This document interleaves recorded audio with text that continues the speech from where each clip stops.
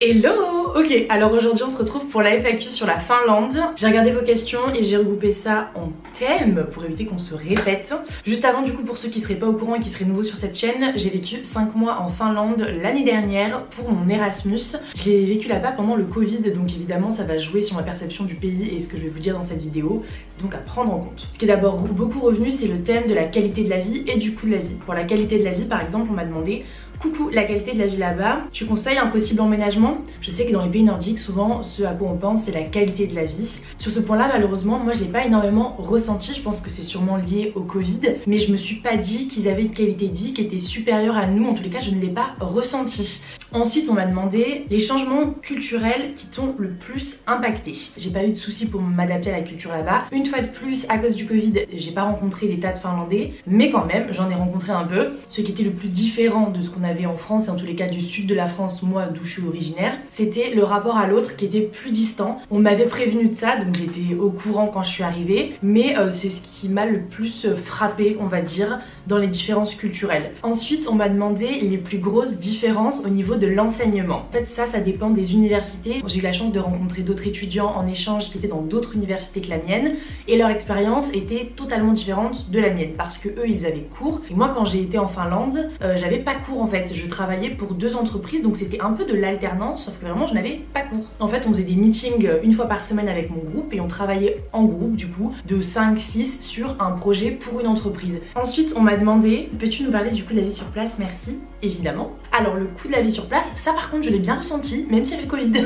Quoique en plus le Covid ça nous a quand même aidé, mais au quotidien, oui, moi clairement je suis allée faire mes courses à Lidl pendant 5 mois et j'ai rien contre Lidl, c'est juste qu'en France j'y allais jamais parce que je sais pas, j'aimais pas trop leur merchandising, je trouvais pas ça très intuitif, mais c'est un autre débat. Et du coup en Finlande, clairement on allait faire nos courses à Lidl parce que sinon ça coûtait une blinde de s'alimenter. Dans les pays étrangers que j'ai fait quand j'avais voyagé, que ce soit au Canada ou en Inde, les produits que moi j'aime bien, c'est-à-dire par exemple le fromage, ça coûte une blinde. C'est aussi l'alimentation que vous avez au quotidien qui va jouer, mais je sais quoi, franchement ça coûtait cher, que ce soit le poisson, la viande. Par exemple le saumon, ça valait pas moins cher parce que j'étais en Finlande. Ma grand-mère me disait: mais je dois manger du saumon tous les jours. J'étais là: bah non mamie, je suis toujours étudiante et ça coûte toujours une blinde. Voilà. Les activités, les transports, le bus, ça coûtait monstrueusement cher. C'était genre 3 € juste pour monter dans le bus et aller d'un point A à un point B, donc genre faire 10 minutes de bus. Les billets de train, ça coûtait pas cher. Par contre le train, c'est vrai que ça coûtait pas cher. Après il faut savoir que si vous êtes étudiant et que vous voulez aller là-bas, il y a des bourses et les bourses sont assez conséquentes pour ce genre de pays. Ensuite on passe au second thème.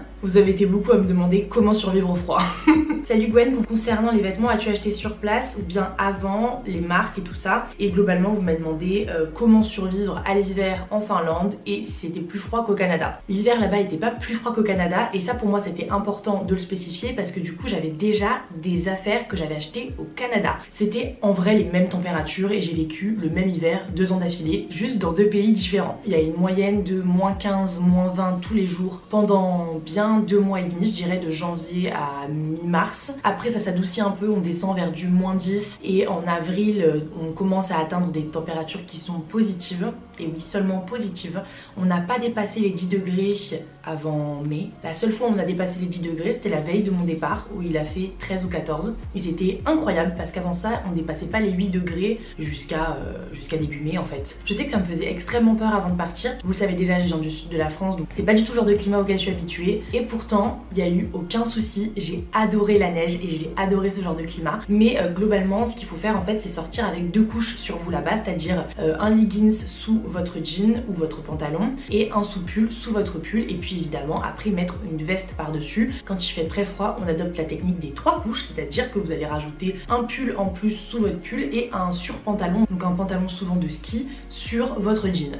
Et là vraiment vous êtes au max. En général vous n'avez pas froid avec 3 couches. Évidemment aussi prendre des chaussettes plus épaisses, doubler les chaussettes, prendre des gants, un bonnet, une écharpe, le B à part. C'est vrai que pendant 4 mois vous sortez pas sans gants quoi. Alors en général moi ce que je vous conseille c'est d'acheter des gants avec un petit truc tactile pour pouvoir utiliser votre téléphone, parce que le téléphone on l'utilise quand même quand il fait -20. Au niveau des marques, j'ai pas de marque de prédilection. Je sais qu'au Canada j'ai tout acheté chez Decathlon ou je suis allée dans des friperies pour que ça coûte moins cher. Chez Decathlon ils avaient vraiment des trucs de base, genre des soupules et tout, très efficaces pour genre 8 €, et j'avais pas envie de mettre 100 balles dans un surpantalon de ski. Que ce soit au Québec ou que ce soit en Finlande, il y avait énormément de boutiques vintage, de friperies. Vous avez de quoi trouver votre bonheur, surtout si c'est pour vous dépanner pendant 1 an. Ça sert à rien à mon sens d'investir d'investir parce qu'il y a des choses de qualité dans des boutiques de seconde main. Les vestes étaient quand même un peu plus chères. J'ai des copines qui ont trouvé des vestes pour genre 50 $, mais pour moi le plus important en fait, et là où il faut mettre de l'argent, c'est dans vos bottes d'hiver. Cette année pareil, moi j'avais pas envie d'investir, j'en ai acheté pour 40 $ dans un gros K-Market. J'ai acheté des bottes qui m'ont fait l'hiver, alors après à la fin de l'hiver je les ai jetées, mais elles m'ont tenu l'hiver nickel. J'ai une pote qui m'a prêté une veste de ski cette année, merci Flavie. Sinon l'année dernière j'avais acheté une veste au Canada en friperie pareil. Comment survivre au froid? Alors pour survivre au froid, écoutez, habillez-vous bien et surtout sortez. En vrai, ce qui est le plus chiant dans les pays où il fait froid, c'est que ça joue pas sur votre morale parce que il fait pas très beau, le ciel est pas toujours dégagé. Les jours où il fait très froid, le ciel est très bleu. C'est un gros paradoxe, c'est que quand il commence à faire moins 10, le ciel est gris, alors que quand il fait moins 20, le ciel crystal clear. Hein. Le plus important, je pense que dans ces pays-là, en fait, surtout pour passer un bon hiver, c'est de vous occuper dehors. C'est vraiment de faire des activités, faire des randos, aller faire du ski, faire du chien de traîneau, faire de la motoneige et vraiment vivre l'hiver au max et en profiter et pas avoir ça comme une contrainte parce que sinon il y a de quoi déprimer en vrai dans ce genre de pays parce qu'il y a très peu d'ensoleillement. Je me souviens en Finlande, à un moment il devait faire jour 6 heures, 7 heures par jour, c'est-à-dire que vraiment je me levais, il faisait nuit parce que avant 10 heures il faisait pas jour et je me couchais, il faisait nuit depuis belle lurette, c'est-à-dire qu'à 15h30 le soleil se couchait. Donc ça faisait des journées vraiment un peu ensoleillées et là c'était important d'appeler des gens, de sortir, de faire des choses quoi, sinon très vite on déprime. Ensuite ce qu'on m'a demandé c'est le top 5 des activités à faire en Finlande. Alors j'ai fait un TikTok là-dessus il y a quelques mois, donc vous pouvez le retrouver sur mon compte TikTok, c'est GwenPGNNT aussi. J'ai aussi fait des courtes vidéos comme ça de conseils sur le Canada si jamais ça peut vous plaire, donc n'hésitez pas à aller me suivre sur TikTok parce que j'ai déjà fait ce genre de vidéos. En Finlande ce que je peux vous conseiller c'est faire des randos, donc des raquettes, faire du ski évidemment, faire du chien traîneau, de la motoneige et qu'est-ce que je pourrais conseiller d'autre? Ah ouais, aller nourrir des rennes, ça c'est hyper cool, aller nourrir des rennes, c'est trop mignon, vraiment. Ensuite on m'a demandé, penses-tu hors Covid qu'il y a beaucoup de choses à faire en Finlande? En paysage, oui, mais assez de villes à visiter ou de villages sympas. J'ai l'impression que c'est un peu vide ou sinon qu'il faut visiter d'autres pays. Tes 3 messages sont hyper intéressants et je vais rebondir là-dessus. Avant d'aller en Finlande, j'avais très envie d'aller dans ce pays parce que je me demandais si c'était pas un pays dans lequel j'aurais envie de vivre et de m'installer à long terme. Et après avoir fait la Finlande, en période de Covid évidemment ça a biaisé mon avis, j'ai eu moins envie justement pour cette raison parce que à mon sens la Finlande est peu peuplée, hein. Enfin c'est pas qu'à mon sens, c'est quand même reconnu.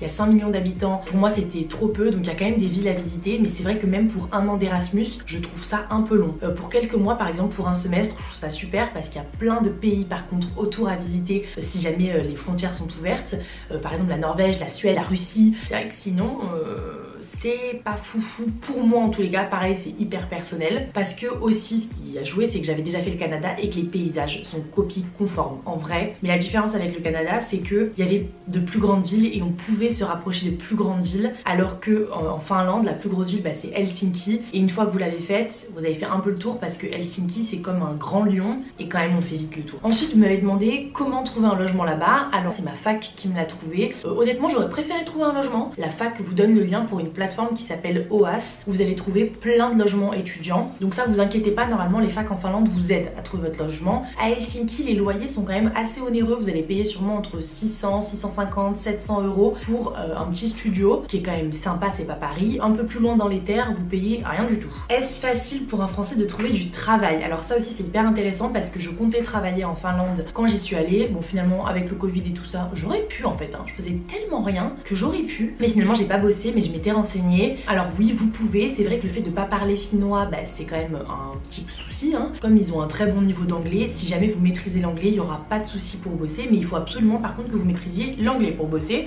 et dans des fast-food comme McDo, Burger King et tout vous pouvez trouver un emploi assez facilement. Personnellement sur mon campus ils recrutaient pas, mais dans des fast-food vous trouverez. Après dans des trucs plus spécifiques je sais pas. On m'a demandé aussi ce que je retenais de mon expérience là-bas et un peu ce que j'en pensais par rapport à mon expérience au Canada. La Finlande c'était une super expérience mais dû au Covid et aussi au fait que j'ai déjà vécu une expérience à l'international qui m'avait énormément marqué, ça a été différent, j'ai apprécié mais il y a eu beaucoup de hauts, beaucoup de bas. Même au niveau des étudiants internationaux il n'y avait pas une cohésion de groupe incroyable et donc ça c'est un peu ce que j'ai regretté. Je vais finir avec cette question qui est comment profiter de son Erasmus une fois sur place. J'y suis en ce moment, déjà félicitations à toi d'être parti là-bas. Ça va être un message un peu général pour tous les gens qui veulent partir en Erasmus. Au quotidien je communique avec certains qui sont en Erasmus Erasmus au Canada, en Irlande, dans plein de pays. Et ce qui revient surtout, c'est un peu le stress des fois qu'on va se mettre de devoir surkiffer son expérience Erasmus parce que tout le monde nous dit que ça va être une expérience magique et qu'on doit absolument en profiter, que c'est une expérience unique. Déjà, moi je veux vous arrêter au fait qu'il n'y a pas de pression. Si vous y allez justement avec aucune attente, vous allez apprécier votre voyage. Mais si vous avez trop d'attentes sur ce voyage, vous risquez d'être déçu parce que vous partez à l'étranger, certes, mais votre vie ne va pas changer radicalement. En fait, ce que je dis toujours, c'est que partir à l'étranger, c'est cool, mais ça devient pas Netflix votre vie d'un coup. C'est super de changer de cadre, vous allez apprendre beaucoup sur vous, mais ça va pas foncièrement changer la personne que vous êtes, ni votre vie. Ça, c'est que vous qui pouvez le faire en fait, c'est pas Erasmus qui va le faire pour vous. Pour moi, pour apprécier un Erasmus, il faut essayer de se bouger un peu et donc de sortir un peu de notre zone de confort, rencontrer du monde, accepter un peu toutes les opportunités que vous avez, c'est-à-dire si on vous propose de sortir, d'aller visiter quelque chose, essayez d'être ouvert à ça. C'est tout pour cette FAQ sur la Finlande, j'espère avoir répondu au maximum de vos questions. Si vous en avez d'autres qui n'ont pas été posées ou que j'ai pas choisi, n'hésitez pas à les poser en commentaire et je me ferai un plaisir d'y répondre. N'hésite pas à liker la vidéo et la partager autour de toi si tu as l'impression qu'elle peut aider un pote à toi qui va partir en Erasmus. Et nous on se retrouve bientôt avec une nouvelle vidéo. Bye!